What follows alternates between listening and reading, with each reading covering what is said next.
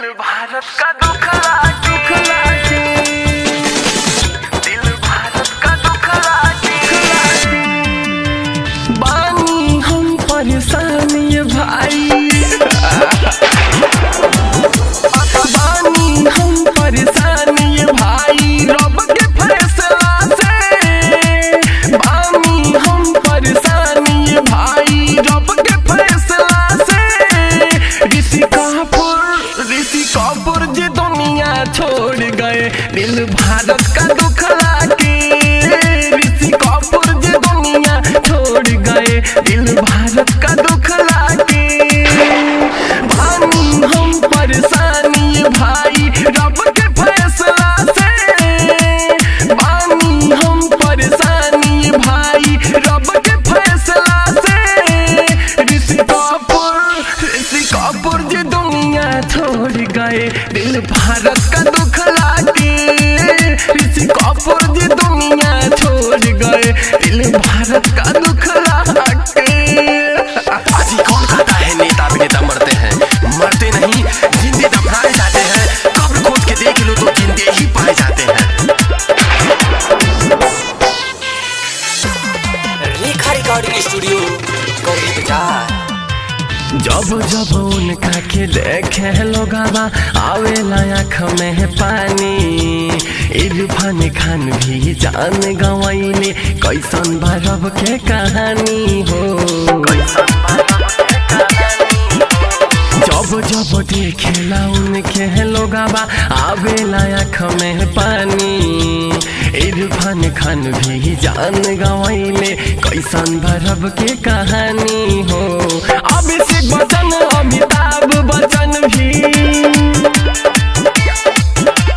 अमिताभ बच्चन अभिषेक बच्चन भी रोले मरला से। अमिताभ बच्चन अभिषेक बच्चन भी रोले मरला से।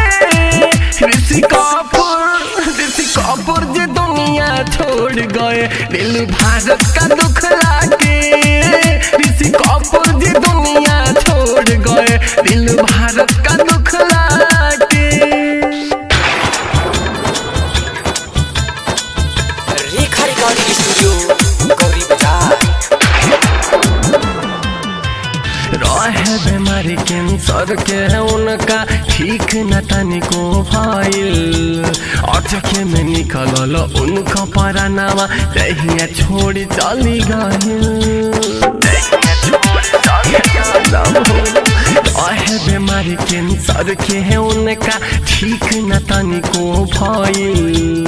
अचके में निकलल उनका परानावा, दहिया छोड़ी चली गइल। सोना जितेंद्र ही गावेला, सोना जितेंद्र ही गावेला। अरुण के लिखला से शैलेश गजई मार करेला, अनूप के कहला से। ऋषि कपूर जी दुनिया छोड़ गए, दिल भारत का दुख लागे। ऋषि कपूर जी दुनिया छोड़ गए, दिल भारत का दुख लागे। बानी हम परेशान ये भाई, बानी हम परेशान ये भाई, रब के फैसला से। बानी हम परेशान ये भाई, रब के फैसला से। ऋषि कपूर जी दुनिया छोड़ गए, दिल भारत का दुख लागे। ऋषि कपूर जी दुनिया छोड़ गए, दिल भारत का दुख लागे। रेखा रिकॉर्डिंग स्टूडियो गौरी बाजार।